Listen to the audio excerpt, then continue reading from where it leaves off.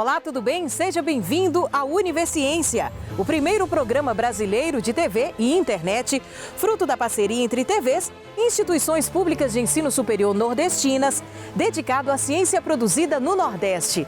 E no programa de hoje, você vai conferir. Cientistas da Universidade Federal do Rio Grande do Norte pesquisam materiais ultra-resistentes ao desgaste e ao calor para o uso na indústria. Na Universidade Federal de Sergipe, pesquisadores estão identificando e quantificando a emissão de gases relacionados ao efeito estufa. A Universidade Estadual da Paraíba, em Campina Grande, tem um projeto de construção de um dessalinizador solar com custo de produção inferior ao convencional e que também é capaz de fazer o tratamento da água. E ainda, na Universidade Estadual do Piauí, questões de gênero e representatividade feminina em produtos da indústria cultural, através da análise da banda Mamonas Assassinas e dos quadrinhos da Mulher Maravilha.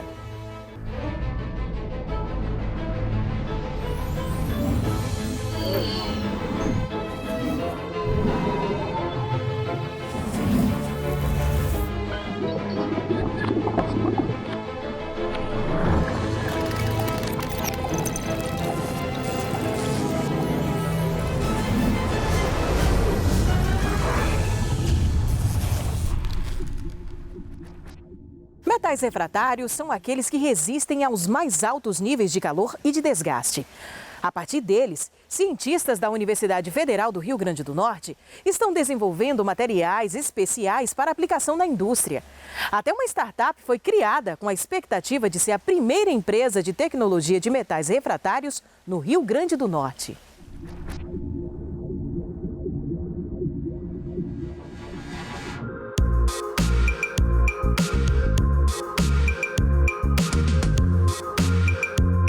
O que seria um metal especial? O que seria uma liga especial? Quando você vai num dentista, o dentista tem 1000 brocas para fazer um procedimento, mas você pode ter certeza que ele cuida muito mais das suas brocas diamantadas, das suas brocas com inserto de tungstênio do que das demais. Por quê? Porque esses materiais eles são mais resistentes a alta temperatura, eles têm a capacidade de manter a sua integridade de propriedades em condições que outros materiais não aguentariam, Então, essa seria a característica principal desse grupo de materiais que a gente trabalha. Nos smartphones, a gente tem vários componentes eletrônicos com uso de metais refratários. A gente tem os wearables, relógio com GPS que tem o uso desses metais refratários. O trabalho com os metais refratários, do qual a professora Camila faz parte, é realizado por um grupo de pesquisadores que integram a rede de pesquisa em materiais avançados, numa junção de laboratórios que desenvolvem estudos no aperfeiçoamento desses metais para aplicação na indústria. Há 30 anos a gente vem trabalhando junto nessa área e agora, nesse último período, ganhamos esse projeto de redes em materiais avançados, E essa área nossa que tem trabalhado todo esse período, notadamente os metais refratários, tungstênio, que o Rio Grande do Norte é o maior produtor mineral do Brasil, molibdênio, que também se produz por aqui, não em grande quantidade, mas produz tantalita, columbita, produzido aqui no estado, e são materiais estratégicos, tecnologias várias, o tungstênio, na linha forte, que a gente chama metal duro, o tanto nióbio na linha eletrônica, também nessa linha de materiais especiais, e também as cerâmicas. Nosso trabalho é um trabalho de desenvolvimento, de materiais especiais, objetivando aplicações várias no que a gente chama metal duro, nos carbetes especiais, nos capacitores.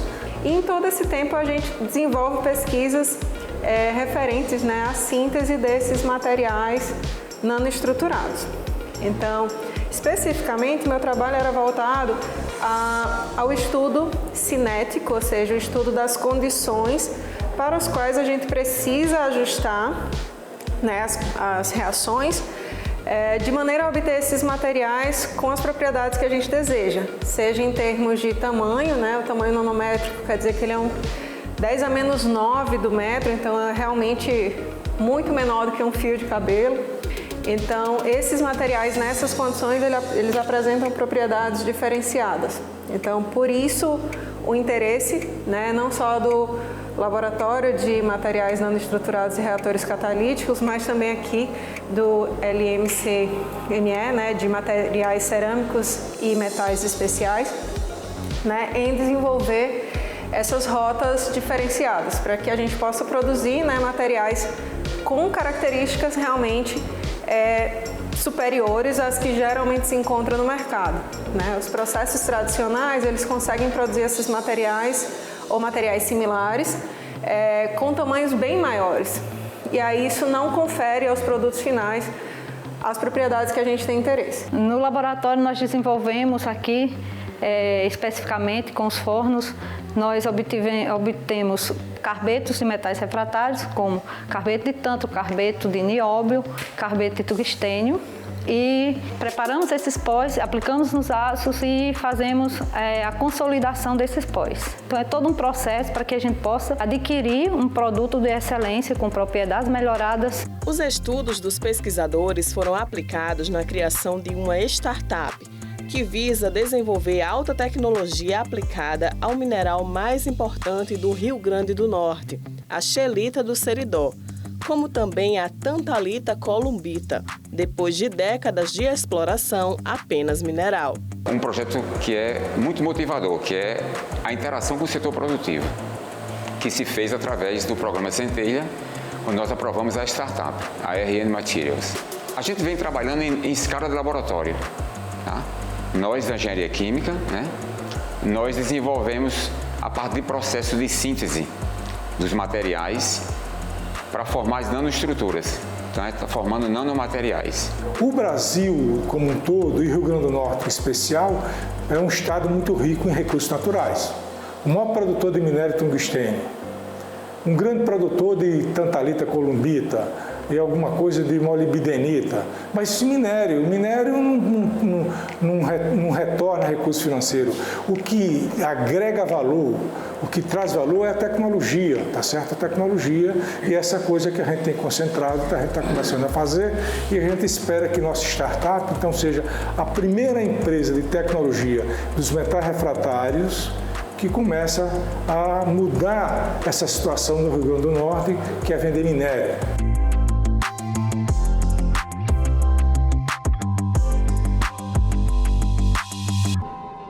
E no próximo bloco você confere. Pesquisadores da Universidade Estadual da Paraíba criam um dessalinizador de água de baixo custo. A gente volta já já.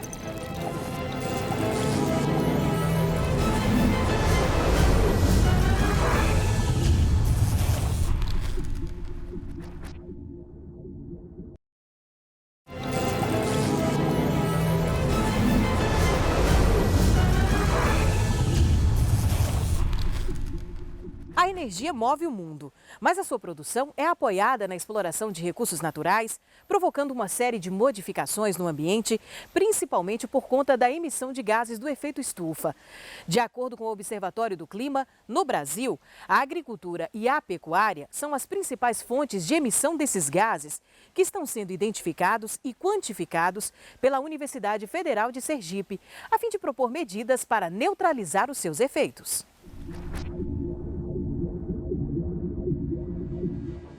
O efeito estufa é um fenômeno importante para existir vida no planeta.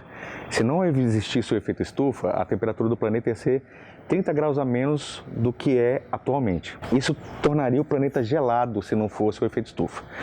Então, com o que eu tenho que me preocupar? Com o carregamento da atmosfera com esses tais gases de efeito estufa. Quais são as atividades no Brasil responsáveis pelas emissões de gás de efeito estufa?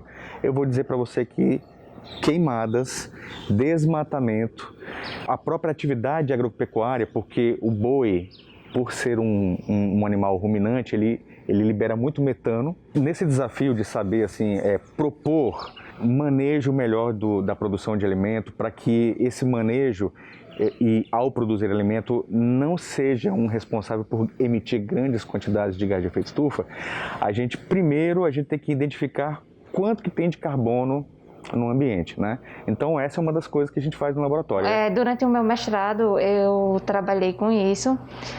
Nesses mapas a gente pode ver, no primeiro mapa são estimativas de carbono que já existem em bancos de dados da literatura, e nesse segundo mapa são estoques de carbono gerados aqui no laboratório para áreas de Caatinga.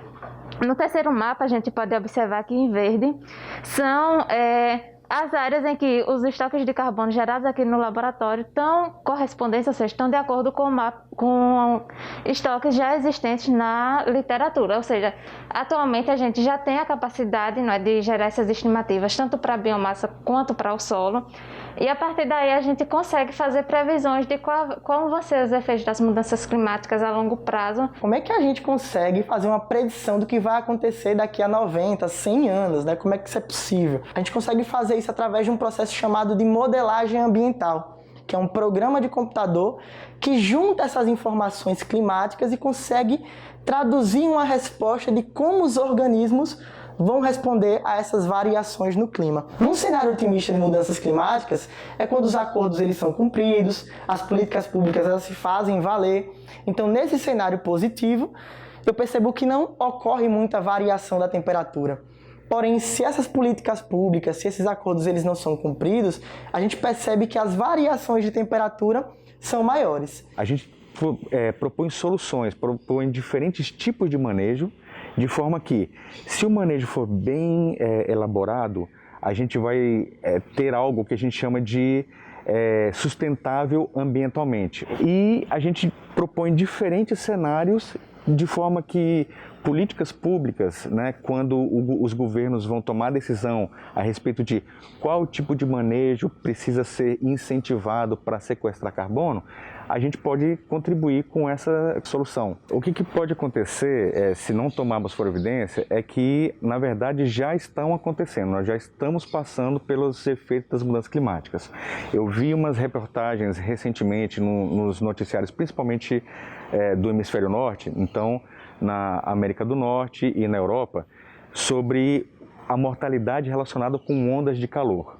Então essas ondas de calor já estão matando mais do que alagamentos, do que acidentes com raios, acidente com inundação, furacões. Então nós já estamos passando pelos efeitos das mudanças climáticas. E é por isso que a sociedade precisa ser informada a respeito disso, para também fazer parte desse time que quer que os alimentos sejam produzidos, os produtos sejam gerados com a menor emissão possível de gases de efeito estufa. Dessalinizar a água é um processo físico-químico que retira dela os sais, tornando-a própria para o consumo. Atualmente, esse processo ainda tem um custo elevado. Mas pesquisadores da Universidade Estadual da Paraíba, em Campina Grande, têm um projeto de um dessalinizador solar com custo de produção inferior ao convencional e que é capaz de fazer tratamento microbiológico da água.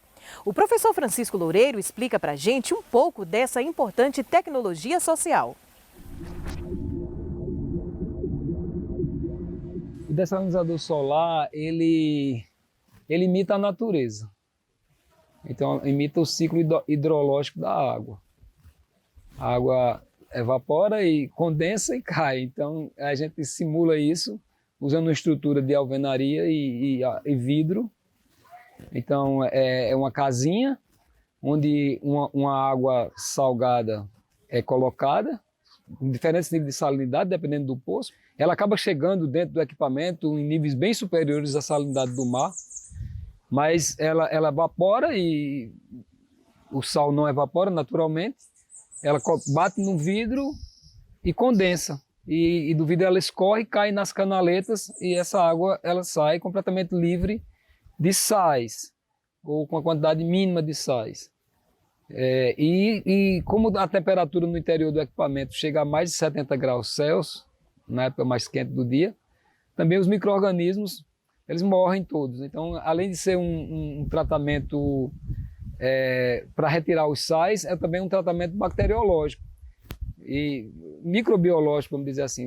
Nem vírus, nem bactérias vão escapar aquelas temperaturas altas ali dentro daquele processo e também no processo de evaporação e condensação. Então, é a partir desse gradiente de temperatura Interessante é que mesmo à noite existe um processo de produção de água. O equipamento não para de produzir 24 horas por dia. Porque à noite também vai ter uma diferença de gradiente. A água vai estar quente e o vidro vai estar frio. E aí, por esse gradiente de temperatura, a água evapora, bate no vidro, vai para as canaletas e é conduzido para um recipiente para ser distribuído com a qualidade de água idêntica a uma água mineral, uma água de melhor qualidade. Essa água ela precisa ser remineralizada, mas algo muito simples, que o simples fato de você colocar num jarro de barro, o próprio barro remineraliza a água. Porque a quantidade é mínima, são 30 miligramas o mínimo. O dessalinizador é feito a partir de placas pré-moldadas, porque é a maneira mais barata e mais rápida de se construir, né? A gente não tem custo de manutenção, é um custo baixo, né? Que o mais caro vai ser o vidro. A gente faz normalmente no sistema de mutirão.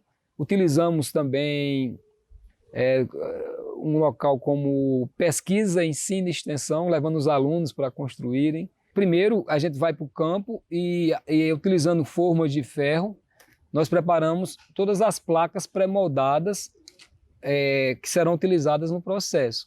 As laterais e as frontais, né? Todas com a ferragem adequada para proteger o material.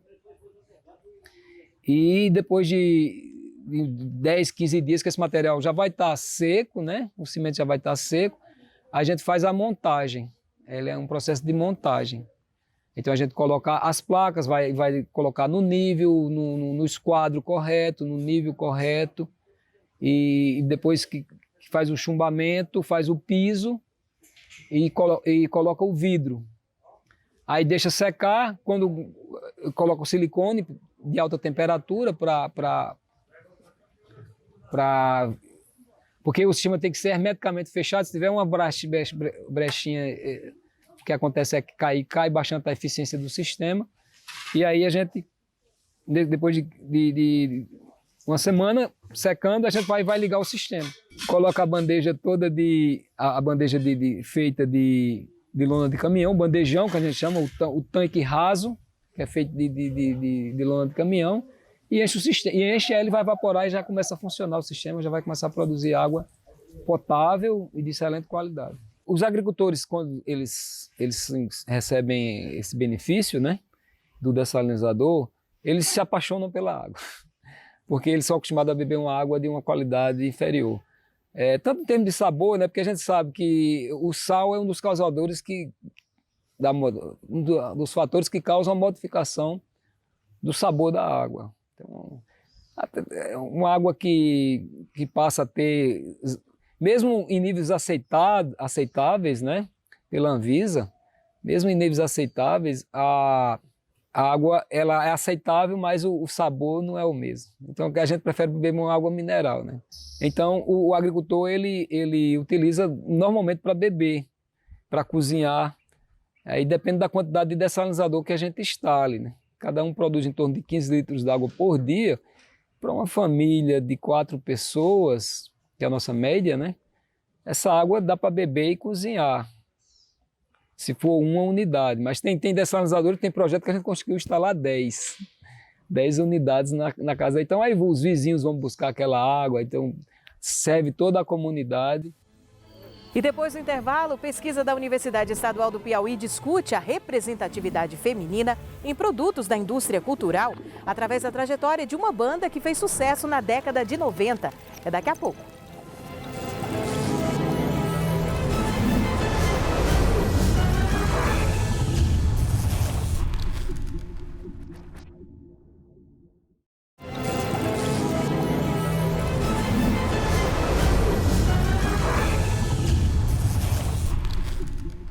A trajetória rápida, mas intensa da banda Mamonas Assassinas, sua relação com as composições e a sociedade da época.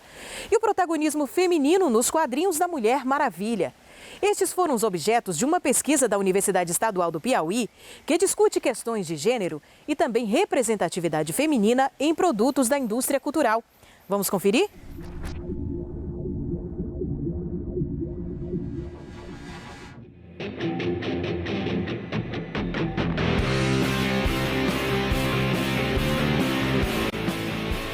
Gênero e sexualidade são temas de discussões em um trabalho sobre a banda Mamonas Assassinas na Universidade Estadual do Piauí.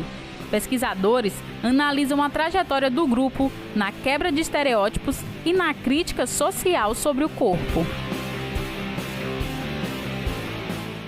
Pois bem, a pesquisa surgiu durante uma disciplina de Teoria da História, no curso de História da Universidade Estadual do Piauí, lá do campus Clóvis Moura. E durante o seminário, alguns seminários, nós estávamos discutindo a relação entre história e música. Como eu já tenho tido outras pesquisas anteriores discutindo a história e música, então nós ventilamos a possibilidade de discutir músicas de bandas relativamente mais atuais. E aí Daniela, inclusive, se mostrou interessada porque ela gostava da mesma temática que eu, inclusive da mesma banda, que eram os Mamonas Assassinas. O objetivo da pesquisa é tentar entender, através da trajetória musical, que foi uma trajetória rápida, mas foi uma trajetória intensa, dessa banda, e como ela nos ajuda a entender não só a história da música brasileira, mas como a própria banda ajuda nas reflexões sobre sociedade, gênero, sexualidade, os usos do corpo.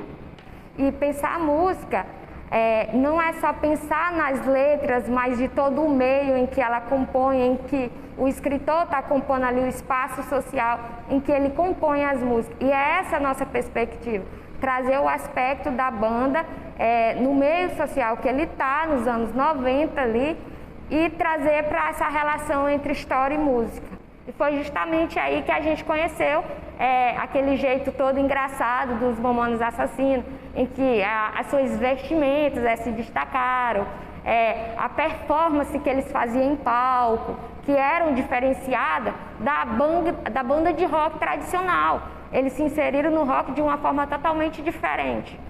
O principal resultado da nossa pesquisa foi que, apesar de que, em geral, as pessoas associam as letras da banda Mamonas Assassinas, as suas vestes, o seu jeito de ser, a dimensão de gênero, nós concluímos que há uma possibilidade infinita de outras discussões, como as relações políticas nas letras das músicas, né? Então, essa dimensão política, ela ainda há de ser desenvolvida e pensada por outros pesquisadores, que é uma coisa para uma outra etapa da nossa pesquisa, tá?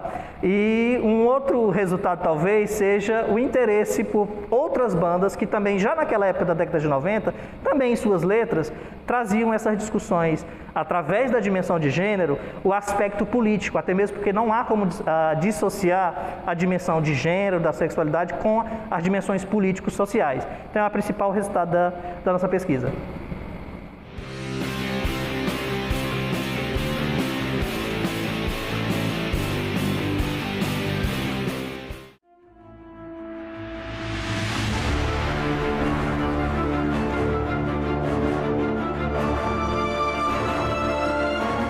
O protagonismo feminino também é apresentado em uma pesquisa sobre a Mulher Maravilha.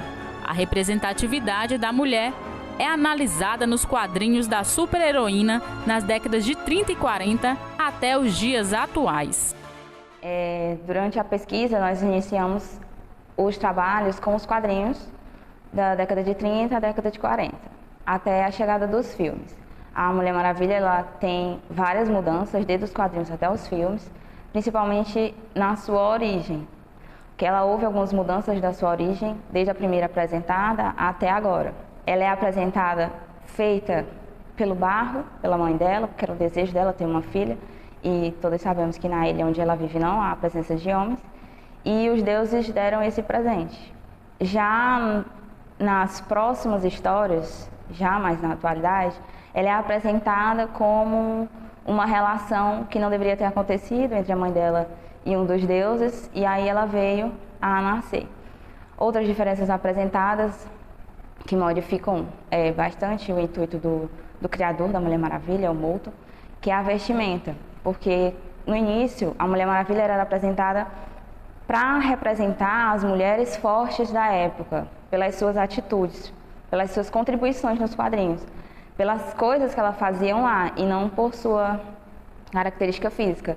E já nos mais recentes, a primeira coisa que chama a atenção é a aparência, pela roupa mais curta, pela roupa colada, pela sua boa aparência física, e essa acaba tirando um pouquinho do motivo real de que ela foi feita, né? Ela foi feita para representar o protagonismo das mulheres, ela foi feita para mostrar que a mulher era capaz de fazer as suas coisas assim como os homens da época, porque antes, nos seus primeiros quadrinhos, ela não tinha o espaço que ela tem hoje. Ela não era uma heroína, ela era uma assistente da Liga da Justiça. Os resultados mostram isso, né?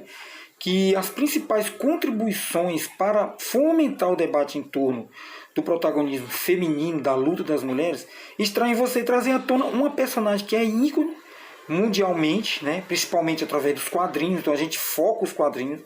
A gente não visa estudar a Mulher Maravilha a partir de filmes, mas sim dos quadrinhos, que é onde ela nasce, é onde está ali, está imbuído, né? Está construído em torno dela toda a representação forte, de uma mulher que rompe barreiras, de uma mulher que é heroína, que é guerreira e ao mesmo tempo é sensível.